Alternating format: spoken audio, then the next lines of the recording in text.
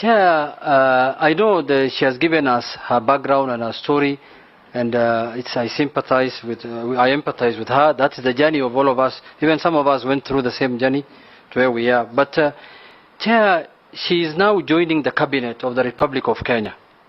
She's not going to that other offices that she talked about.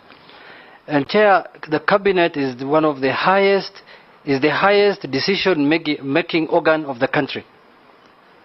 For that reason, it has to have the right men and women who can deal with things effectively and properly as required by the law.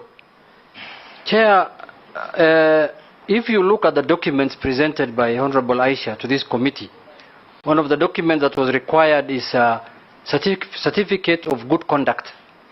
Certificate of good conduct. Good conduct. But that certificate of good conduct is saying she has a murder case.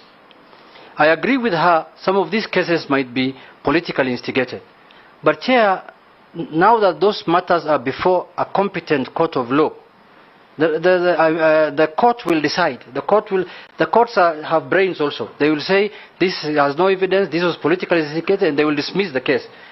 Don't you think, through the Chair, Madam Nominee, that it is good for this country, for the image of this country at the level of the cabinet, for you to stay aside until those cases are determined by the courts, so that after that, when you are clean now, because even the people who have the cases against you, like Ngumbau Jola, what do you think they are feeling today when you are seated here, we are vetting you for a cabinet position, and they have no recourse for the death of their father? And look at the Constitution, Article 73. Authority assigned to state officers is a public trust to be exercised in a manner that demonstrates respect for the people, brings honor to the nation and dignity to the office. That is the office of the Cabinet Secretary. And lastly, promotes public confidence in the integrity of the office. Do you think when all these cases are hanging, and I'm not judging you, I'm not saying you're guilty of those cases, but I've told you they are before a competent court of law, and I'm sure the court will decide. Don't you think you will not attract dignity and integrity to the office you want to occupy when those cases are on your neck? Thank you, Mr. Chair. Thank you very much, Mr. Speaker and Chair.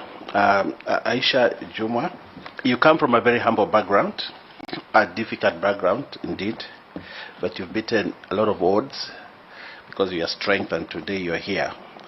You have also been accused about many things, and they still come, those accusations. But even Uhuru Kenyatta and William Ruto were accused of the same things before they became president and deputy president.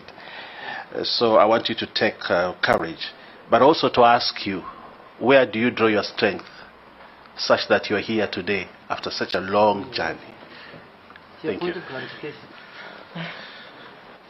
Chair, now that we are in a public vetting, Chair, through you, my colleague has said that President Uhuru and President Ruto, those ones who are going for elective positions when they have those cases. What we are discussing now here is a appointive position. Chair, through Chair, I want to tell Honorable Junet, it is one and the same. They are serving the same Kenyans.